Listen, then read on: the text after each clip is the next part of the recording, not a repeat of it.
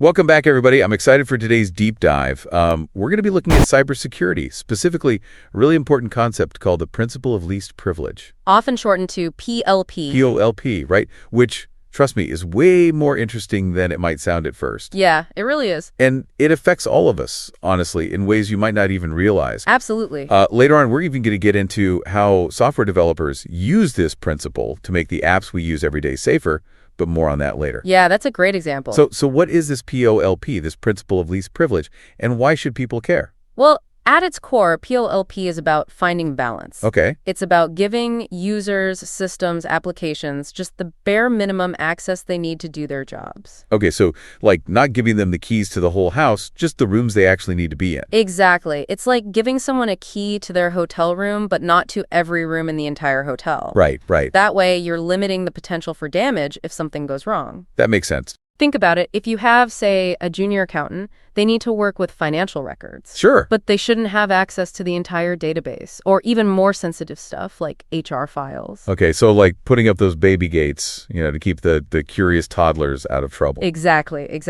But you said PoLP isn't just about people, right? There are different types of privileges we're talking about here? You got it. It's not just about limiting what John in accounting can see on his computer. It's a multi-layered approach. We're talking about users, applications, entire networks. Okay. It's about limiting what software programs can access, what processes can run, even how different parts of a network can talk to each other. Okay, so it's like a whole web of permissions and restrictions, all carefully woven together. That's a great way to put it. But why is this considered so crucial in cybersecurity? We hear about data breaches and hacks all the time. Does PoLP actually make a difference? It absolutely does. In fact, it's one of the most effective ways to minimize the damage an attacker can do, even if they manage to get into a system. Okay. Think of it as damage control, but before the damage even happens. I like that. By limiting access, you're basically shrinking what's called the attack surface. That's the total number of points where a hacker could potentially get in. So fewer points of entry, fewer chances for a hacker to exploit something. Exactly. It's like locking your doors and windows. It doesn't make your house completely impenetrable, Right. But it makes it a lot harder for someone to break in. Makes sense. And, earlier you mentioned how PoLP not only makes things more secure, but also, surprisingly, makes systems more stable. Yeah, how does that work? To me, locking things down sounds like it would make things harder to use, not more stable. I know it might seem counterintuitive, but think about it this way. If you have fewer people messing around with sensitive system settings, you're less likely to have things go wrong. Same goes for applications. If you limit their access, there's less chance of them, conflicting with other programs or going haywire. So it's like preventing those, oh no, what did I just click, moments that we've all experienced. Precisely. Okay, so it's a safety net both for security and for system stability. Exactly. That's pretty impressive. It really is. And I bet companies love it because it helps them comply with all those like scary cybersecurity regulations we hear about, like GDPR, HIPAA, right? Absolutely. PoLP is a key part of meeting those compliance requirements. Okay. But what's really cool is that it goes beyond just stopping hackers and checking boxes for compliance. Yeah. It's really about building a more robust and stable digital environment overall. Okay, so we've established PoLP is important. Yeah. It affects all of us. But how does it actually work in practice? Is it all like complicated code and algorithms? Well, there are technical aspects, of course, but the core concepts are pretty straightforward. Okay. One common approach is something called role-based access control, or RBAC. RBAC, got it. Remember our accountant example? So with RBAC, you're assigning permissions based on someone's job role. Okay. So a marketing person wouldn't be able to see the same financial data as the accountant, for example. Right. That makes sense. It's all about making sure people have access to what they need and nothing more. No more accidentally stumbling into top secret files you're not supposed to see. Exactly. But what about those times when you do need higher access for a specific task? Do you just like give everyone full access and hope for the best? No, not quite. That's where just-in-time privilege elevation comes in. Just in time, okay. It's like getting a temporary VIP pass, but for a very specific purpose. Gotcha. So let's say a system administrator needs to do some maintenance.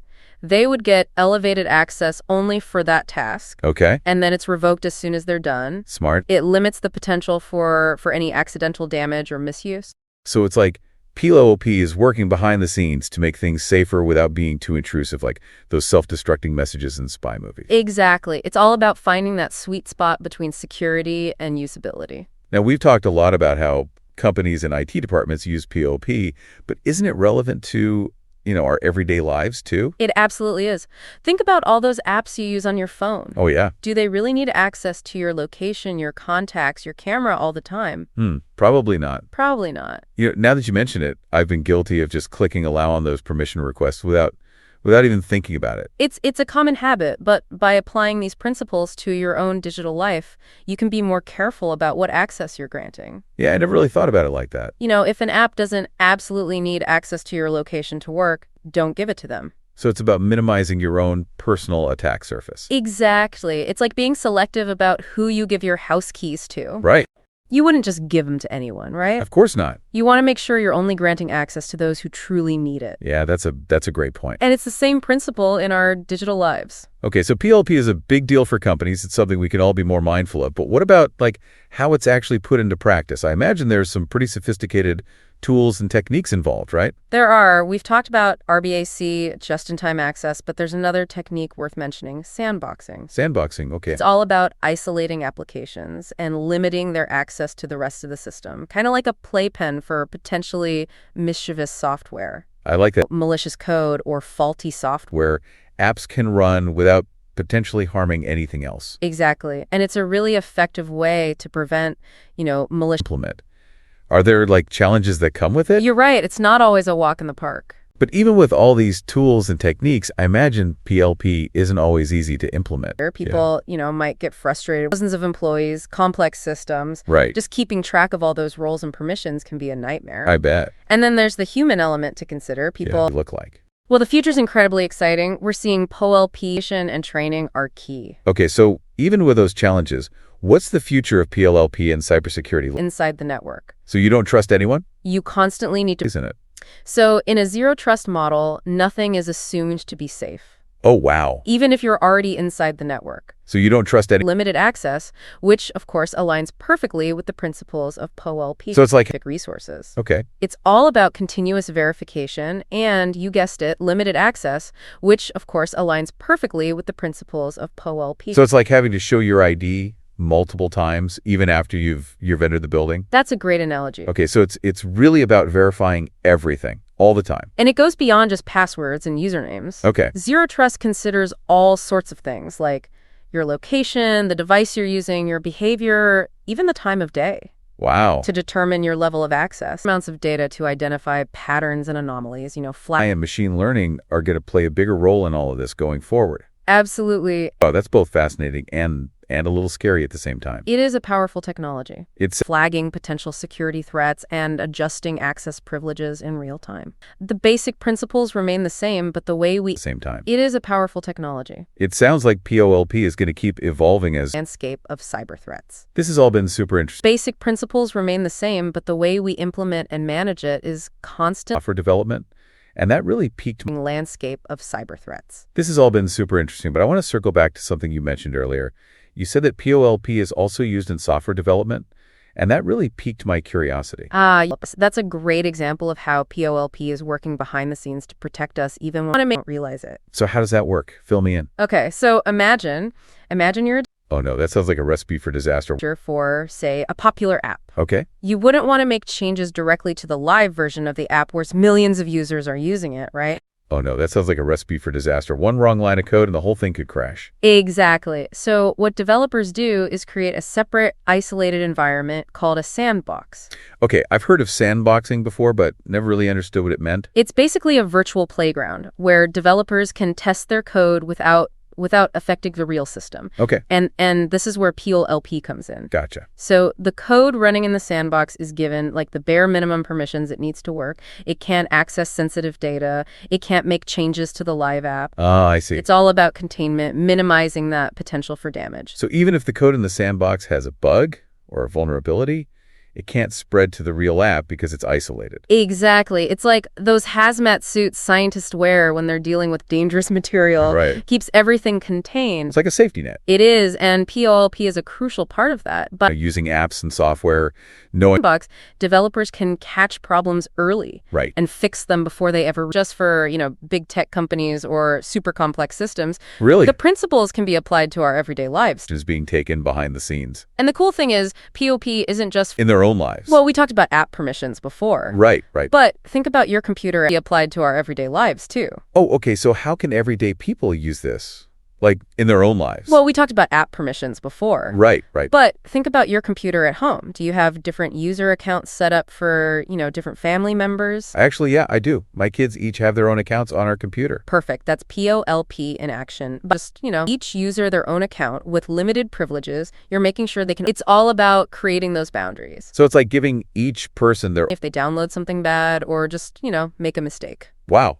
Protecting against those external threats like hackers, but creating those boundaries. So it's like giving each person their own little sandbox up. Exactly. Okay, so we've talked about how PLP is important for companies. It's something we can all use in our own digital lives, and it's even used to make like accidental damage. For kids messing things. How such a simple concept can have such a big impact on our digital world. It really is. And the more we understand PLP, the better equipped we'll be to handle all the... Safer. Yeah. It's pretty amazing. Challenges that are out there. Speaking of the future, how do you see POP and the more we understand PLP keeps changing? We touched on zero trust, AI, but what else is on the security challenges that are out there? What I find really interesting is the use of biometrics. Okay. As technology keeps changing. Instead of relying on passwords or PINs, which can be stolen, we're seeing more systems that use things is the use of facial recognition. Right. I've seen that on my phone, my laptop. Passwords or PINs, which can be stolen, we're PoLP in a much more fingerprint scanning. Okay, how so?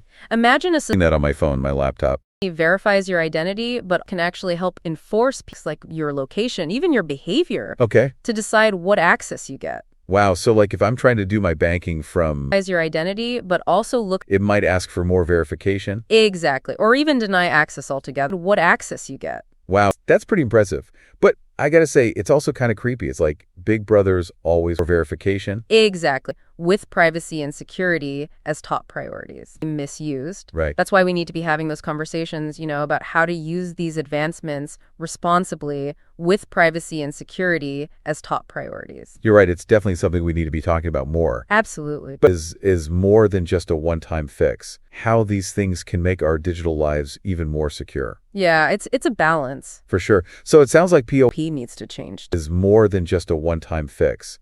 It's an ongoing process, right? It is.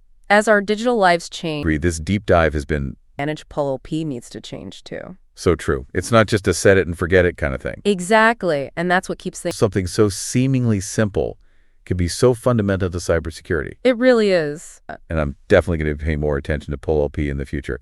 It's amazing how... I want to go back to that software development example we talked about earlier. Sure. You mentioned how PoLP is used to make that process safer.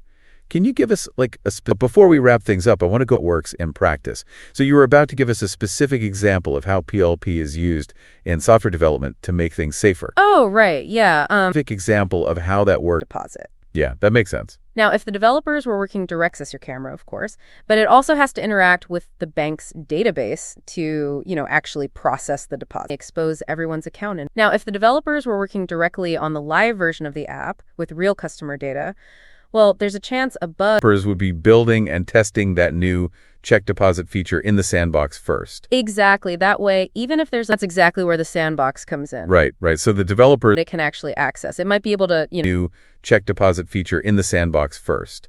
Connect to the real bank database where all the sensitive customer inbox limits what it can actually access. It might be able to, mistake from becoming a major security breach. Able to actually connect to the real bank database where all to know customer info is. So it's like a safety net preventing what the code from becoming a major security breach. Exactly. That's a great way to put it. That's really reassuring to know.